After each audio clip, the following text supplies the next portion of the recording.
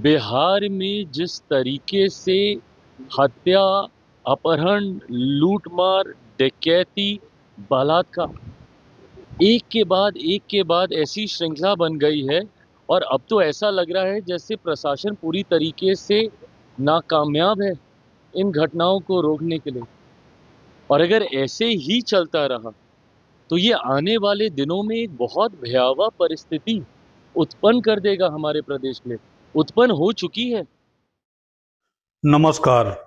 बिहार की राजनीति में फिर से बवाल है, लेकिन इस बार बवाल विपक्ष से नहीं, सत्ता के गलियारे से उठ रहा है। मुख्यमंत्री नीतीश कुमार के खिलाफ अब नारेबाजी उनके अपने ही लोग करने लगे हैं। संसद से लेकर सड़क तक नीतीश को घेरने वाले विपक्षी नहीं, उनके सहयोगी हैं। सवाल यह है, क्या नीतीश कुमार का राजनीतिक किला ढहने वाला है या फिर ये बिहार की राजनीति का एक नया अध्याय है। 2 दिन पहले नीतीश कुमार की पार्टी के ही सांसद और विधायक ने एसआईआर पर सवाल उठाकर नीतीश की चुप्पी को तो कटघरे में खड़ा ही किया, यह संदेश भी दे दिया कि इस मुद्दे पर वे पार्टी की परवाह नहीं करते। अर्थात सच कहना अगर बगावत है तो समझो हम भी बागी हैं। सुनिए नीतीश कुमार के सांसद गिरधारी यादव को। चुनाव आयोग जो है ना, उसको कोई क्या कहते हैं, व्यवहारिक ज्ञान नहीं है। वो बिहार का न इतिहास जानता है, न भूगोल जानता है, कुछ जानता ही नहीं है। ये बरसात के दिन में जब खेती का दिन चल रहा है, आदमी को हमको कागज पत्र जुगाड़ करने में 10 दिन लग गया। मेरा बेटा अमेरिका में रहता है, कैसे साइन करेगा 1 महीना के अंदर में? तो कोई व्यवहारिक है कि जबरदस्ती हम लोग पर थोप दिया। अरे कराना था तो 6 महीने का समय देता, पहले से करा लेता। ये तो एकदम कैसे होता है ना, कोई तुगलकी फरमान है चुनाव आयोग। लेकिन आपकी पार्टी से क्या मतलब? हम अपना व्यक्तिगत विचार दे रहे हैं। हमारा बेटा अमेरिका में कैसे साइन करेगा, आप ही बता दीजिए। अपना भी हम एक्सपीरियंस बता रहे हैं। पार्टी से सब हम पार्टी के साथ हम तब हैं जब वोट डालने जाएंगे। बाकी मेरा तो कुछ स्वतंत्र विचार भी है ना, ये मेरा स्वतंत्र विचार है। खिलाफ आपका बयान है ना, मुझे भी मान सकते हैं। पार्टी को खिलाफ का क्या बयान है? सच्चाई यही है। अब सच्चाई भी नहीं बोल पाए तो एमपी बने काहे के लिए हम? शुक्रिया।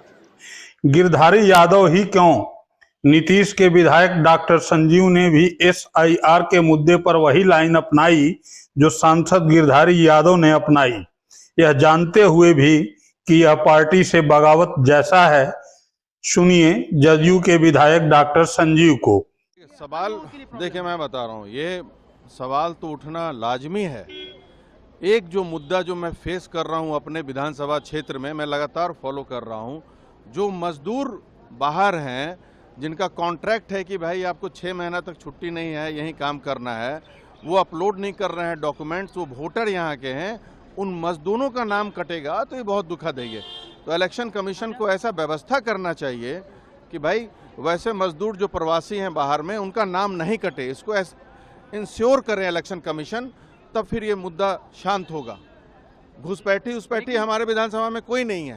लेकिन माने कि दिक्कतें हैं जो एसआईआर थोड़ा बहुत तो दिक्कत है ही भाई, ये कैसे नहीं, ये अंडरस्टूड है, आप भी समझ रहे हैं। जो मजदूर जो बाहर काम कर रहे हैं उनका छूट रहा है, हमारे यहाँ भी बहुत छूट रहा है। लोग वो ना हम लोग उनको कम्युनिकेट कर पा रहे हैं, ना किसी का मोबाइल नंबर मिल पा रहा है। जो वहाँ बसे हुए हैं वोटर यहाँ के हैं, इतने कम समय में कैसे अपडेट होगा वो? और सब हमारे वोटर हैं, एनडीए के वोटर हैं बहुत, तो इस पर तो ध्यान देने की जरूरत है। तो आखिर क्यों नहीं सरकार दे पा रही है? क्यों बिहार सरकार इसके लिए आपकी पार्टी क्यों नहीं खड़ी हो रही है? क्या मजबूरी है? अरे पार्टी के जो सर्वे सर्वर मैं थोड़ी हूँ, मैं तो विधायक हूँ पार्टी का, उनसे पूछिए। आज इस हंगामा के कारण आज गैर किसानों का बहुत बड़ा मुद्दा ध्यान आकर्षण में उठा था। गैर मजरूआ खास और टोपोलैंड का रसीद कटना पिछले 9 साल से बंद हो गया है। इससे किसान आत्महत्या को उतारू हो गए, आंदोलन कर रहे हैं। और उससे समझिए कि ना फसल क्षतिपूर्ति मिलता है किसानों को। सरकार को मनसा क्लियर करना चाहिए कि आप किसानों का जमीन हड़पना चाहते हैं कि नहीं चाहते हैं। अगर नहीं चाहते हैं तो डिसीजन ले और उनका रसीद काटना शुरू करवाएं। कहीं ना कहीं एसआईआर है, इससे आप मानते हैं कि नुकसान होगा? हर विधानसभा में कुछ न कुछ सबको नुकसान होगा। हर दल को नुकसान होगा, ये नहीं है कि किसी एक पर्टिकुलर गठबंधन को। हम लोग को भी नुकसान हो रहा है इससे। अगर ढंग से नहीं किया जाएगा तो नुकसान होगा। लेकिन मोस्टली कहा रहा है जो गरीब है, जो बाहर रह रहे हैं, जो अपने जीवन, हम लोगों ने भी अभी तक नहीं भरा है। तो जो बाहर रह रहे हैं उन्हें पता कैसे ऑनलाइन क्या करेंगे? उनके तो ना मोबाइल है, ना मजदूरी करते हैं, तो क्या ऑनलाइन भरेंगे? कहाँ कैफे में जाएंगे? भाई उनको तो समझ भी नहीं है मजदूरों को कि कैसे किया जाएगा। समझ भी नहीं है, इसमें बहुत सारे मजदूर का नाम कट रहा है। ये जो सच्चाई है तो जदयू के अंदर उठी इस आवाज ने न सिर्फ पार्टी लाइन तोड़ी बल्कि यह संदेश भी दे दिया कि सब कुछ ठीक नहीं है। और जैसे ही जेडीयू के भीतर बगावत की चिंगारी उठी, नीतीश सरकार के सहयोगी दल लोक जनशक्ति पार्टी के नेता चिराग पासवान ने कानून व्यवस्था के मुद्दे पर नीतीश सरकार पर सीधा हमला बोल दिया। चिराग ने कहा, बिहार में गुंडा राज है, पुलिस मूक दर्शक है और सरकार आंख मूंदे बैठी है। बिहार में जिस तरीके से हत्या, अपहरण, लूटमार, डकैती, बलात्कार एक के बाद ऐसी श्रृंखला बन गई है और अब तो ऐसा लग रहा है जैसे प्रशासन पूरी तरीके से नाकामयाब है इन घटनाओं को रोकने के लिए। और अगर ऐसे ही चलता रहा तो ये आने वाले दिनों में एक बहुत भयावह परिस्थिति उत्पन्न कर देगा हमारे प्रदेश में। उत्पन्न हो चुकी है। जिन परिवारों ने अपनों को खोया उनका हालात पूछिए, जिन बच्चियों के साथ इस तरीके से दुष्कर्म हो रहा है उनके हालात पूछिए।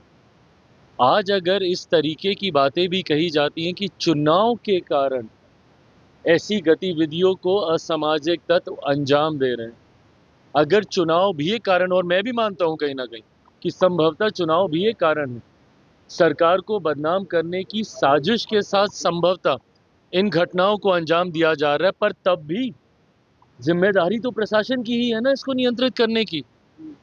कोई भी अपराधी आपके राज्य में आपराधिक घटनाओं को कैसे अंजाम दे रहा है प्रशासन के रहते हुए, या तो फिर इसमें प्रशासन की मिली भगत है और या फिर प्रशासन इस पे लीपापोती करने का कार्य कर रहा है, और या फिर पूरी तरीके से प्रशासन निकम्मा हो चुका है और अब इनके बस का नहीं है बिहार और बिहारियों को सुरक्षित रखना। ऐसे में पुनः एक बार मैं बिहार सरकार से आग्रह करूंगा, जरूरी है समय रहते हम लोगों को इसके ऊपर कार्रवाई करने की। मुझे इस बात का दुख होता है कि मैं एक ऐसी सरकार का यहाँ पे समर्थन कर रहा हूँ जहाँ पे अपराध पूरी तरीके से बेलगाम हो चुका है। इस पे नियंत्रण पाना जरूरी होगा, नहीं तो इस तरीके से बिहार और बिहारियों की जिंदगी से होता हुआ खिलवाड़ बिहार को बहुत बुरे अंजाम तक पहुंचाएगा। एनडीए की इस नाराजगी ने साफ कर दिया है कि नीतीश की गाड़ी अब एनडीए की पटरी से भी उतरने लगी है। विपक्ष पहले से ही नीतीश सरकार की नीतियों पर हमलावर था, चाहे वो भर्ती घोटाले हो, एसआईआर हो या शिक्षा में गिरावट। तेजस्वी यादव और कांग्रेस लगातार कह रहे हैं नीतीश अब जनता की नहीं सत्ता की परवाह करते हैं, लेकिन अब जब सरकार के अपने ही सवाल उठा रहे हैं तो विपक्ष को बैठे बिठाए बड़ा मुद्दा मिल गया है। बिहार की जनता नीतीश कुमार से कभी विकास की उम्मीद करती थी, लेकिन अब शिक्षा, स्वास्थ्य और रोजगार हर क्षेत्र में नाकामी दिख रही है। पटना से पूर्णिया, औरंगाबाद से अरिया तक लोग कह रहे हैं पहले सुशासन था, अब सिर्फ सिस्टम है और वो भी फेल। बेरोजगारी चरम पर है, शिक्षक बहाली घोटाला एक ज्वालामुखी बना हुआ है, लेकिन नीतीश कुमार राजनीति के माहिर खिलाड़ी हैं। 20 साल के राज में उन्होंने कई बार पलटी मारी है। लालू के साथ गए, फिर बीजेपी के पास लौटे, फिर विरोध में गए और फिर एनडीए में वापस आ गए। लेकिन इस बार मामला गंभीर है, क्योंकि अब न तो पार्टी एकजुट है और न ही सहयोगी वफादार। सवाल ये है, क्या नीतीश फिर कोई मास्टर स्ट्रोक चलेंगे? बिहार विधानसभा में सीटों का गणित नीतीश के खिलाफ जाता दिख रहा है। अगर उनके अपने एमएलए बगावत करें और चिराग जैसे सहयोगी एनडीए से दूर हों तो बहुमत पर खतरा तय है। विपक्ष इस बार एकजुट है और 2025 के विधानसभा चुनाव से पहले यह ट्रेलर है। एक एमएलए ने नाम न छापने की शर्त पर कहा, नीतीश जी अब थक गए हैं, वक्त है बदलाव का। आप कह सकते हैं कि चुनाव के पहले ही नीतीश कुमार की कुर्सी डगमगा रही है। एनडीए में टूट, पार्टी में फूट और जनता में रोष, यह तिकड़ी किसी भी सरकार को गिरा सकती है। ऐसे में 2025 के चुनाव में अगर एनडीए को बिहार जीतना है तो या तो नीतीश को हटाना होगा या नीतीश को फिर नई चाल चलनी होगी। लेकिन अब समय कम है और संकट बड़ा। अब देखना है नीतीश कुमार फिर पलटी मारेंगे या बिहार की राजनीति में कोई नया चेहरा उभरेगा। आपका क्या मानना है? क्या नीतीश 2025 तक सीएम बने रहेंगे? कमेंट में जरूर बताएं और वीडियो को शेयर करें ताकि सच्चाई सब तक पहुंचे। बहुत बहुत धन्यवाद।